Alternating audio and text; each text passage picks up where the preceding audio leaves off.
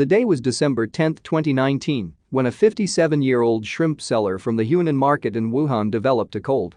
As anyone would, she believed she had the common flu. She sought treatment at a local clinic, but the suffering continued. She visited a different hospital the next day. But much to her dismay, nothing had changed. This prompted her to visit one of the biggest medical facility in the region, the Wuhan Union Hospital. On December 16, she visited this hospital and learned she had company. The hospital authorities told her that many from the Hunan market region had already visited the hospital and had similar symptoms.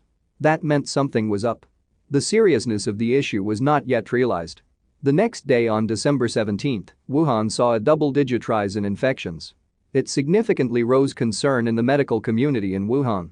However, growing voices were significantly suppressed by Chinese authorities as rumor mongering. Only 10 days later on December 27 did the Chinese health authorities formally took notice of the issue. By that time, infections have grown to 180 people.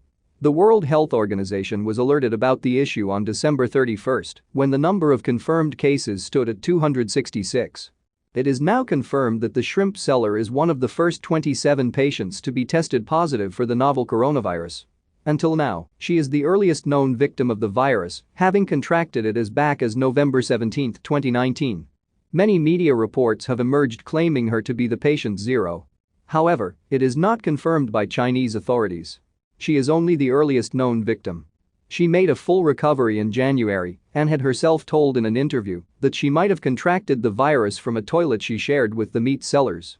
If that is the case, someone may have already contracted it even before November 17.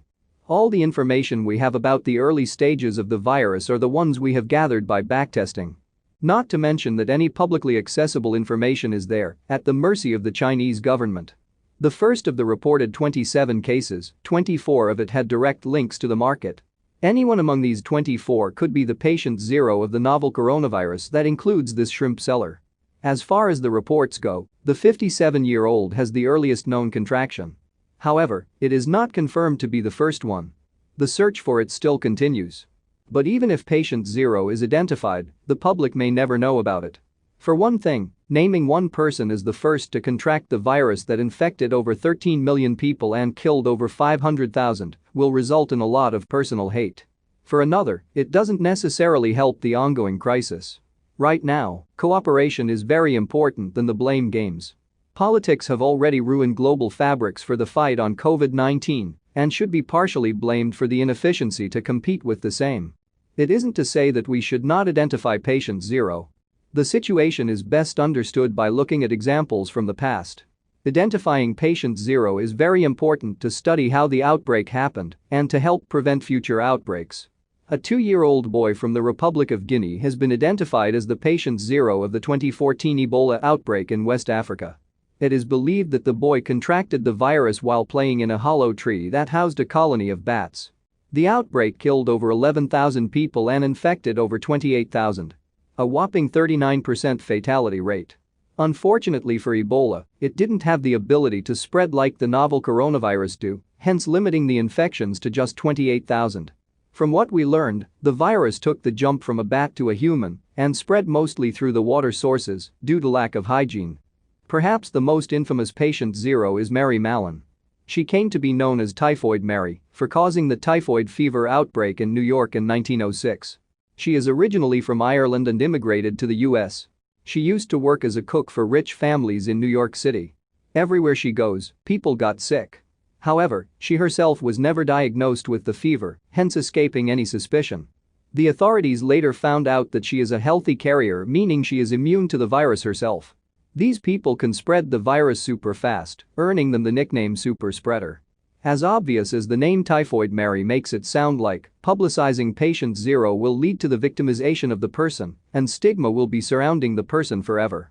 It will also hold on to her family and future generations. One such case is that of Geetan Dugas, a Canadian homosexual flight attendant who was accused of spreading HIV to the United States. However, researchers later found out that information was wrong, and he couldn't be the first one that brought HIV to the US. The current understanding is that the virus came to the US almost a decade before. There are many good reasons to identify who the patient zero is, while there are even better reasons not to. For one, if we do identify a patient zero, the chances that we are probably wrong are very high. We may end up getting a single person to be victimized for years, only to be later proved wrong. Patient 0, if identified, must be kept completely private. No personal whereabouts should be passed to the public. Outbreaks of this scale are not that frequent, and most of us won't probably see another one in our lifetimes. Completely stating from a humane point of view, it may just not be worth demonizing a single person for causing the outbreak.